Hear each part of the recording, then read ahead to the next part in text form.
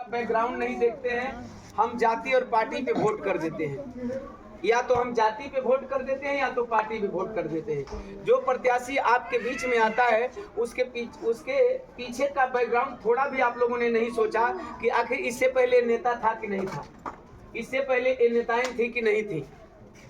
जैसा कि अभी हमारे बगल में टीचर गुरुजी बैठे हैं, अगर इनको जिस दिन टीचर क्वालिफिकेशन के लिए इनका क्वालिफिकेशन देखा गया होगा क्वालिफाई करने के लिए, तो सबसे पहले टीचर के कुछ टेक्निकल कोर्स होते हैं, उस टेक्निकल कोर्स को चेक किया जाता है। जब गुरुजी को चेक किया गया होगा तो इनके बैकग्राउंड को चेक किया गया होगा कि ये पढ़े तो हैं, ग्रेजुएशन तो किए हैं, लेकिन क्या शिक्षक बनने के लिए इन्होंने बीएड किया है? क्या शिक्षक की ट्रेनिंग इन्होंने ली है? अगर इन्होंने शिक्षक की ट्रेनिंग ली है तो शिक्षक की ट्रेनिंग लेने वाला व्यक्ति भी बच्चों को पढ़ा सकता है, क्योंकि उसकी एक व्यवस्था बनाई जाती है, उसका एक तरीका बनाया जाता है। सब कोई बच्चों को नहीं पढ़ा सकता। तो जिसको सामाजिकता नहीं है, जिसका बैकग्राउंड सामाजिक नहीं है, जो कभी सोशली नहीं हुआ, जो कभी समाज के लिए सोचा नहीं, कभी समाज में चला नहीं, समाज को सुना नहीं, समाज को सहा नहीं, वो कभी समाज के लिए सोच नहीं सकता, चाहे आप किसी तरह। यही बात लागू हो रही है। हमारी तमाम माताएं बहनें, लोगों के मन में गुबार है, लेकिन इसको सुधारने का एक मौका आता है 5 साल में। और 5 साल में जो सुधारने का मौका है, दुनिया का सबसे विद्वान व्यक्ति, दुनिया का सबसे ज्यादा पढ़ा लिखा व्यक्ति, दुनिया का सबसे ज्यादा डिग्रीधारी व्यक्ति बाबा साहब डॉक्टर बी.आर. अम्बेडकर ने लिखा है, जिनके पास 32 डिग्रियां थी। उन्होंने कहा कि अगर आपका राजा गलत हो गया, आप विधायक बनाते हो, एमपी बनाते हो, आप मुखिया बनाते हो, बीडीसी बनाते हो, जिला पार्षद बनाते हो, अगर आप बाई मिस्टेक किसी गलत राजा को चुन लेते हो तो घबराना नहीं। 5 साल तक उसकी जो मर्जी उसे करने देना।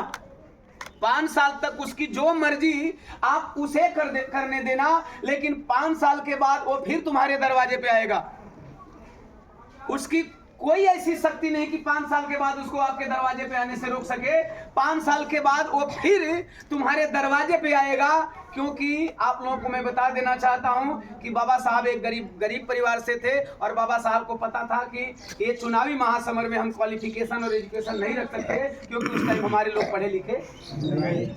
अगर हमारे लोग उस टाइम भी पढ़े लिखे होते तो बाबा साहब डॉक्टर बी.आर. अम्बेडकर ने उस टाइम ही क्वालिफिकेशन रख दिया होता कि चलो भाई तुम ट्रेनिंग करके आओ, समाज से एक ट्रेनिंग करके आओ कि समाज का तुम रखवाली कर सकते हो, समाज की सुरक्षा कर सकते हो, समाज के लिए सोच सकते हो, समाज के लिए बोल सकते हो, समाज के लिए चल सकते हो, समाज के लिए जग सकते हो। उसको ट्रेनिंग नहीं मिली, और नहीं मिलने का कारण मात्र यह रहा कि हमारा समाज पढ़ा लिखा नहीं था।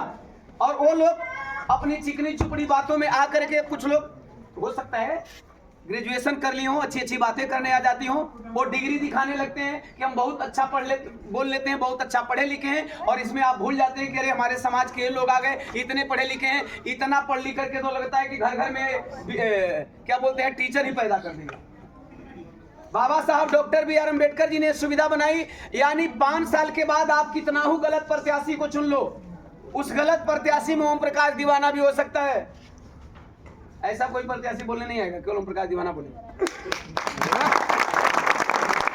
गलत प्रत्याशी में ओम प्रकाश दीवाना भी हो सकता है, लेकिन डोंट वेरी, चिंता करने की कोई बात नहीं है। 5 साल के बाद ओम प्रकाश दीवाना भी आपके दरवाजे पे आएगा। जो जीत के गए हैं वो भी आपके दरवाजे पे आएंगे, जो हारे हैं वो भी आपके दरवाजे पे आएंगे। आपके हाथ में वो पावर बाबा साहब डॉक्टर बी.आर. अम्बेडकर ने दिया है, एक मत का अधिकार का।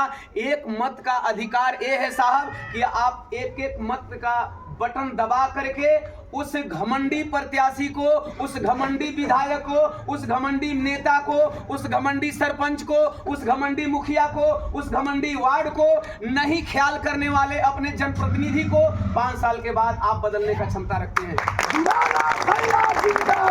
जिंदाबाद जिंदाबाद। आप लोगों को मन में गुबार पालने की कोई जरूरत नहीं है। अगर कोई आपका कुछ नहीं किया है तो मैं बोल रहा हूं, ओम प्रकाश दीवाना, आप किसी भी प्रत्याशी को अपशब्द नहीं बोलेंगे, किसी भी प्रत्याशी के लिए गलत शब्दों का इस्तेमाल नहीं करेंगे।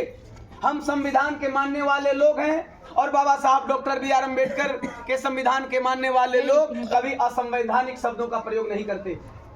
यदि आप असंवैधानिक शब्दों का प्रयोग करते हैं तो आपका कुछ नुकसान नहीं होगा, उनका कुछ नुकसान नहीं होगा, लेकिन नुकसान होगा आपके व्यक्तित्व का नुकसान होगा, आपकी जुबान खराब होगी।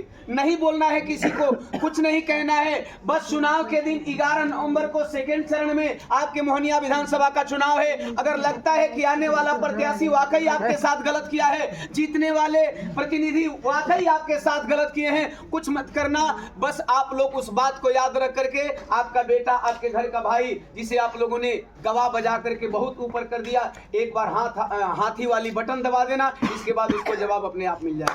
मोहनिया का विधायक कैसा हो? दिलाना भैया जिंदाबाद। जिंदाबाद जिंदाबाद। नहीं, नाराबाजी नहीं करनी, टाइम लॉस है। एक बात मैं और कह के अपनी बात को समाप्त करूंगा। तमाम साथियों से और तमाम माताओं बहनों से मैं निवेदन करूंगा, अगर वाकई आप लोग बाबा साहब को मानने वाले लोग हो तो बाबा साहब ने अपनी पूरी जिंदगी लगा दी आप लोगों को राजा बनाने में, पूरी जिंदगी लगा दी आप लोगों को राजा बनाने में, और आप बार बार ये गलत करते रहेंगे, ये गलती दोहराते रहेंगे, तो ये जो राजा बनने का हथियार मिला है, राजा बनने का अधिकार मिला है, राजा बनने का औजार मिला है, राजा बनाने का जो पावर मिला है, साहब यदि बसपा का वजूद खतरे में आ जाएगा तो आपको राजा बनाने का पावर जो मिला है इसका भी वजूद खतरे में आ जाएगा। क्यों मैं ये बात बोल रहा हूं? क्योंकि सर्वप्रथम बाबा साहब डॉक्टर बी.आर. अम्बेडकर ने ही आप लोगों के लिए सोचा और ये हथियार दे दिया। साहब, वोट दुधारी तलवार है, वोट ब्लेड है, पत्ती जिससे दाढ़ी बनती है। ब्लेड का सही इस्तेमाल करेंगे तो साहब आप दाढ़ी सेव करेंगे, और ब्लेड का गलत इस्तेमाल करेंगे तो आपका गला कट जाएगा। उसी तरह वोट दुधारी तलवार है, अगर वोट आप सही जगह पे डालेंगे तो आपके बच्चों का भविष्य संवर जाएगा, और वोट गलत जगह पे डालेंगे तो इसी तरह गलियों में गाली देते रहेंगे और सुनने के लिए कोई आएगा नहीं। इसलिए आप लोग इस वोट का इस्तेमाल चुन कर, जांच कर, परख कर इसलिए करना है हाथी को, क्योंकि एक हैंडबिल आप लोगों के बीच में आएगा, उस हैंडबिल पे पढ़ लीजिएगा कि माननीय बहन जी जब मुख्यमंत्री उत्तर प्रदेश में थी तो उन्होंने उत्तर प्रदेश के लिए क्या क्या किया। बस इतना ही कह करके, चूंकि जनसंपर्क है, इतना ही कह करके अपनी वाणी को समाप्त करूंगा। सादर जय भीम, जय भारत।